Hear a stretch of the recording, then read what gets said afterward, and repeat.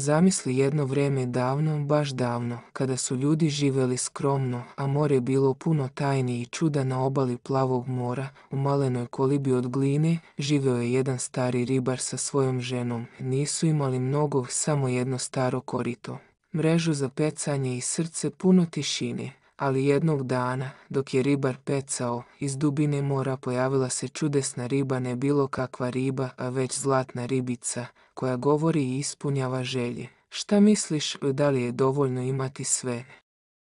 Ili sreća živi tamo gdje je srce skromno? Slušaj pažljivo ovu bajku, jer te čeka jedna velika životna lekcija. Ovo je bajka o ribaru i zlatnoj ribici.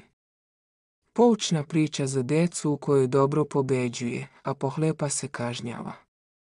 Na peščanoj plaži, tik uz more, u trošnoj kolibi od gline, živio je stari ribar sa svojom ženom. Zajedno su živjeli 33 godine u miru, slozi, ali i siromaštvu.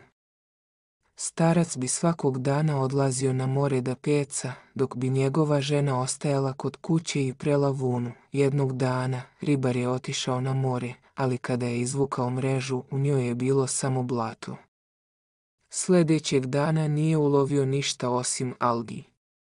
Trećeg dana sreća mu se nije popravila, kad je izvukao mrežu, u njoj je bila samo jedna mala riba. Ali to nije bila obična riba, bila je to zlatna ribica. I ne samo to, mogla je da govori ljudskim jezikom. Zlatna ribica zamolila je ribara da joj poštedi život i vrati je u more. U zamenu ispunit će mu jednu želju. Šta god poželi, dobit će. Ribar se uplašio njenih riječi. Bio je ribar više od 3 decenije i nikada nije video ni čuo da riba govori. Na njegovo čudo, pustio ju je u more i ljubazno joj rekao da slobodno ode, jer mu nije trebao nikakav poklon. Kad se vratio kući, ispričao je ženi sve što se desilo. Rekao joj je da je ulovio čudesnu zlatnu ribicu koja mu je ponudila da mu ispuni jednu želju, ali da ju je on pustio bez da išta traži za uzvrat. Žena se razbesnela. Nije mogla da veruje da nije zatražio barem novo drveno korito, jer se njihovo staro već bilo raspalo. Posle velike svađe, starac je, da bi udovoljio ženi, ponovo otišao na more. Pozvao je zlatnu ribicu i zamolio je da mu da novo korito. Riba mu je rekla da se ne brine i da ide kući, novo korito ga već tamo čeka. Kad je stigao, zaista je zatekao novo korito. Ali njegova žena opet nije bila zadovoljna. Grdila ga je što nije zatražio nešto više v novu kuću, recimo. Ribar je ćutao, uzdahnuo i opet krenuo ka moru. Zlatna ribica se ponovo pojavila kad ju je dozvao. Ribar joj je rekao da njegova žena sada želi novu kuću. Riba mu je rekla da ode kući i nova kuća ga već tamo čeka. I zaista, kad je stigao, umjesto stare kolibe, na plaži je stajala lepa kuća sa dimnjakom, hrastovim vratima i sobom za goste. Međutim, žena opet nije bila zadovoljna. Sad je želela da bude bogata gospođa, a ne obična seljanka. Ribar se ponovo vratio na more, zamolio je ribicu da njegova žena postane gospođa. Riba mu je rekla da ide kući. A kad je stigao, umjesto kuće je stajao veliki dvorac. Ispred njega, u skupocenoj bundi, stajala je njegova žena. Imala je zlatne šnale, bisere, prstenje i čizme. Sluge su ju posluživale, a ona ih je grdila i komandovala.